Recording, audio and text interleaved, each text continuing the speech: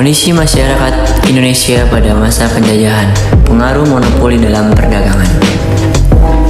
Perkebunan cengkeh, apakah masyarakat di sekitar tempat tinggal menanam tanaman tersebut?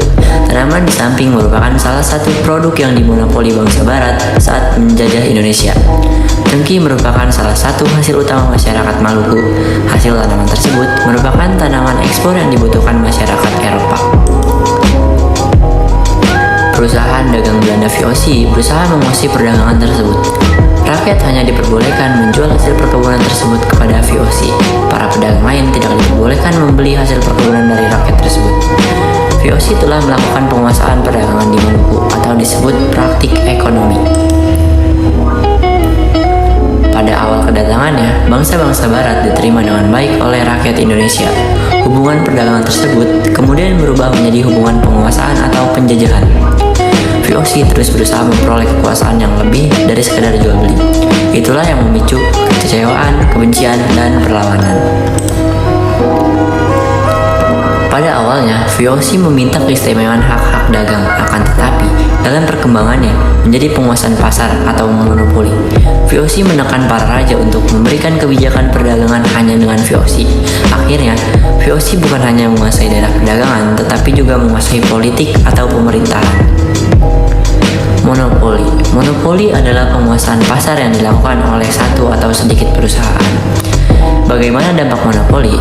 Bagi pelaku perusahaan, monopoli sangat menguntungkan karena mereka dapat menentukan harga beli dan harga jual.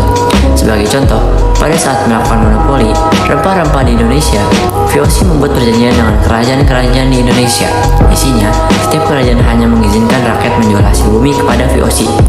Karena produsen sudah dikuasai VOC, maka pada saat rempah-rempah dijual, harganya sangat turun. Sebaliknya, VOC menjual kembali ke Eropa dengan harga yang sangat tinggi.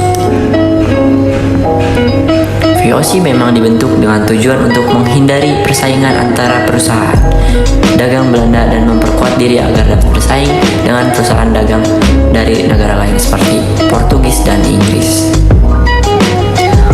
Oleh pemerintah kerajaan Belanda, VOC diberi hak-hak istimewa yang dikenal dengan nama hak oktroi, seperti hak mencetak uang, hak memiliki angkatan perang, hak memilih memerintah daerah yang diduduki, hak melakukan perjanjian dengan raja-raja, hak monopoli perdagangan rempah-rempah, dan hak mendirikan benteng. Mengapa kerajaan-kerajaan di Indonesia membiarkan VOC memonopoli perdagangan? Semua itu terjadi karena keterpaksaan. Belanda memaksa kerajaan-kerajaan di Indonesia untuk menandatangani kontrak monopoli dengan berbagai cara. Salah satu caranya adalah politik adu domba atau dikenal divide et impera. Siapa yang diadu domba? Adu domba yang dilakukan Belanda dapat terjadi terhadap kerajaan yang satu dengan kerajaan yang lain atau antar pejabat kerajaan.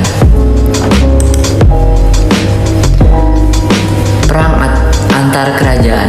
Belanda berharap akan terjadi permusuhan antar bangsa Indonesia, sehingga terjadi perang antar kerajaan.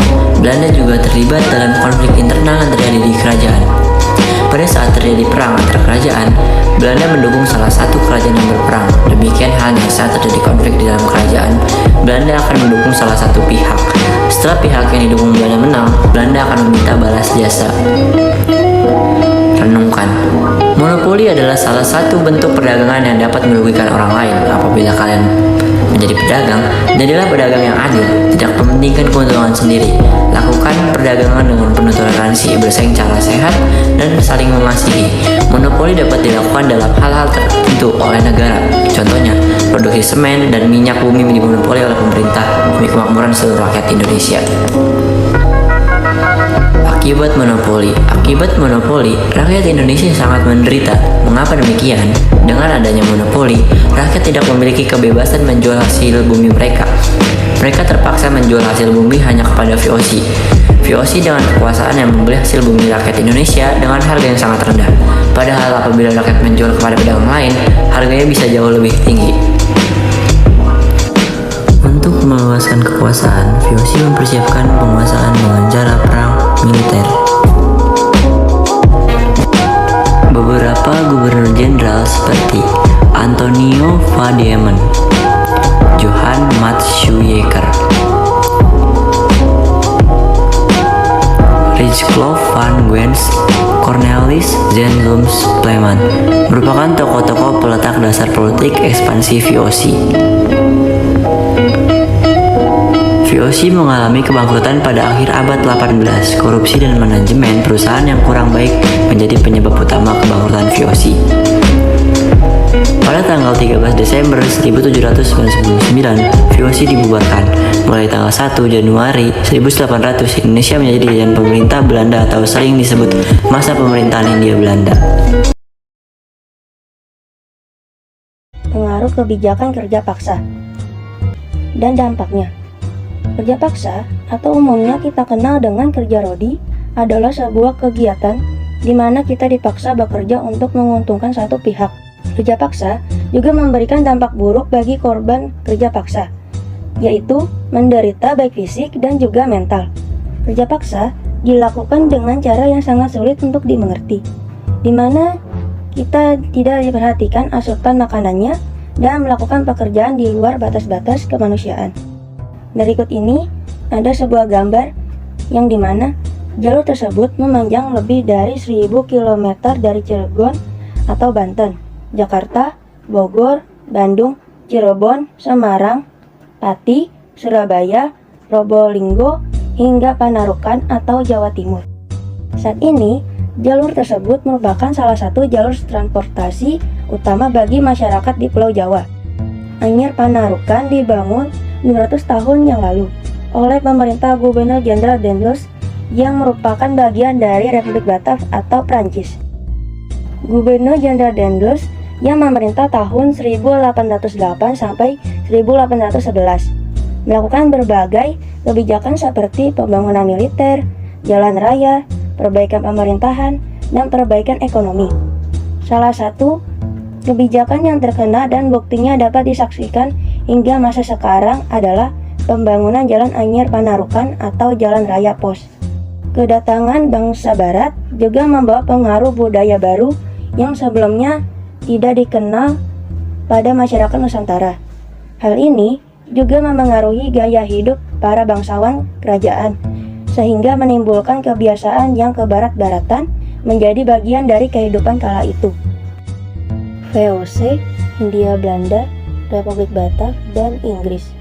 Pada masa penjajahan Belanda, ternyata terjadi beberapa masa pemerintahan di Indonesia, yakni masa VOC tahun 1605 sampai 1799, masa Hindia Belanda tahun 1800 sampai 1808, Republik Batav tahun 1808 sampai 1811, masa pemerintahan Inggris tahun 1811 sampai 1816, dan masa pemerintahan Hindia Belanda tahun 1816 sampai 1942. Mengapa ada Republik Batav dan pemerintah Inggris? Pada awal tahun 1795, pasukan Prancis menyerbu Belanda. Pemerintahan yang mewakili Republik Batav di Indonesia adalah Herman William Daendels tahun 1808 sampai 1811 dan John William Johnson tahun 1811. Inggris berusaha mengambil alih Indonesia dari kekuasaan Republik Batav atau Prancis. Akhirnya, Johnson secara resmi menyerah ke pihak Inggris yang ditandai dengan adanya kapitulasi Tuntang pada tanggal 18 September 1811. Setelah dikuasai, penguasa Inggris di India, Lord Minto, menunjuk Thomas Stamford Raffles sebagai Letnan Gubernur di Indonesia atau Jawa. Inggris menguasai Indonesia mulai 1811 sampai 1816 dengan Thomas Stamford Raffles sebagai Gubernur Jenderal. Pada tahun 1814, Napoleon Bonaparte kalah melawan raja-raja di Eropa dalam perang koalisi. Untuk memulihkan kembali keadaan Eropa, diadakan Kongres Wina 1814. Adapun antara Inggris dan Belanda diadakan Convention of London 1814. Yang salah satunya adalah Belanda mendapatkan kembali wilayah-wilayah kekuasaannya di Nusantara dan Inggris. Sekian, itu saja materi yang bisa kami sampaikan. Sekian dari kami. Mohon maaf jika ada salah kata. Terima kasih. Wassalamualaikum warahmatullahi wabarakatuh.